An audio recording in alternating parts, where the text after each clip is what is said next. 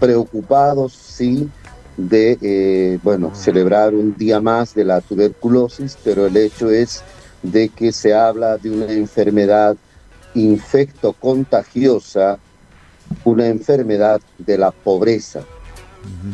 Es particularmente en los países pobres donde se siente más el impacto de la tuberculosis. ¿Qué avances hay en la lucha contra esta enfermedad, doctor? Los avances han sido muy lentos, ya que amén de tener la tuberculosis bajo un tratamiento con 4 drogas que está a cargo del ministerio, entonces hemos encontrado grupo de pacientes que también han hecho resistencia a este esquema de tratamiento, de tal manera que hay que buscar otros fármacos para resolver un grupo menor, pero también es importante por la contagiosidad el hecho de la tuberculosis multidrogo resistente. Entonces es mucha preocupación. Se habla de una enfermedad de la pobreza, es decir, que cuando nuestras condiciones económicas y laborales se hacen más deficitarias, entonces va a aumentar la tuberculosis. De esa manera debemos entender que en el país la proporción de tuberculosis va a incrementarse paulatinamente. O sea que mientras más años se avanza en la medicina, en Bolivia todavía no hemos avanzado tanto con la tuberculosis. ¿Cuántos casos se calculan, doctor, que hay en Bolivia, en Santa Cruz particularmente? Las estadísticas siempre se van modificando, ¿no? Lo que tenemos es de que, por ejemplo, en un centro laboral que tenemos, en un buen porcentaje se encuentran los pacientes con tuberculosis positiva. La detección ha sido mucho más ágil ahora, porque ahora tenemos la posibilidad de saber si alguno tiene resistencia ya hacia la rifampicina o la isoniazida, lo cual ya se tiene que determinar un esquema de tratamiento modificado. Los pacientes han ido en paulatino aumento. Debemos señalar que afecta tanto a los niños, afecta a la edad productiva, es decir, que las personas que están en la época laboral, y también a las personas mayores.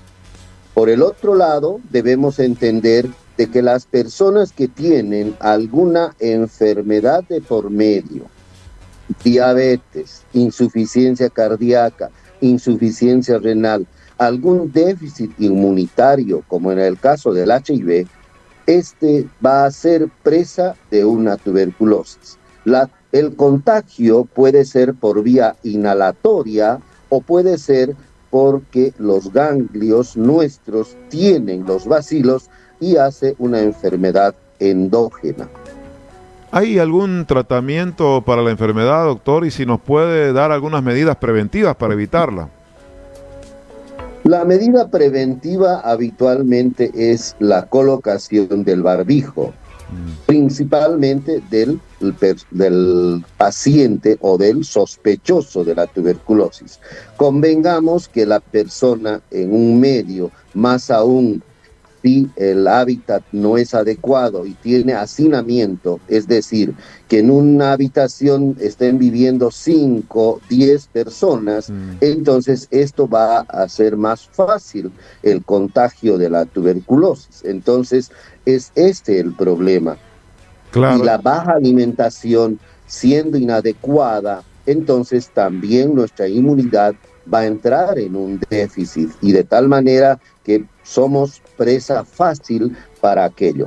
En cuanto al tratamiento, esto se maneja de acuerdo al peso, de acuerdo a la edad, entonces principalmente es el peso, la rifampicina, la isoniazida, el etambutol y la piracinamida son los 4 fármacos principales que se prescriben.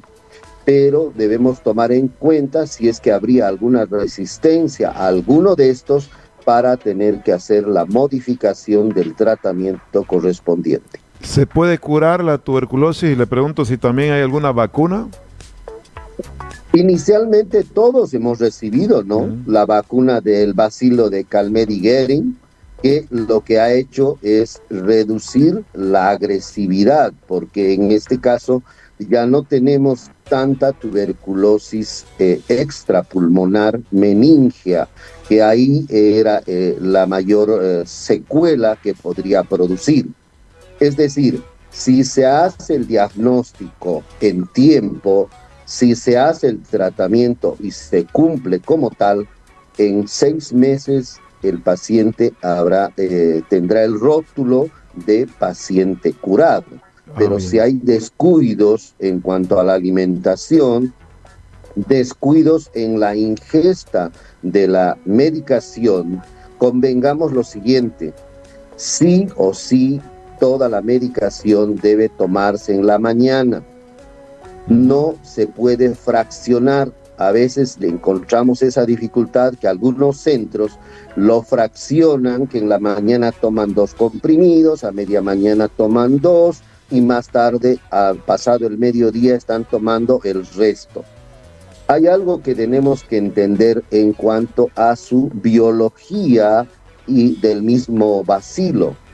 En la enfermedad, el bacilo se multiplica por las tardes. Entonces, es ahí donde el paciente presenta fiebre y sudoración profusa. En este momento necesitamos que todos los medicamentos que hemos tomado temprano estén en nuestra sangre para hacer el tratamiento o la curación correspondiente. Es esta la explicación.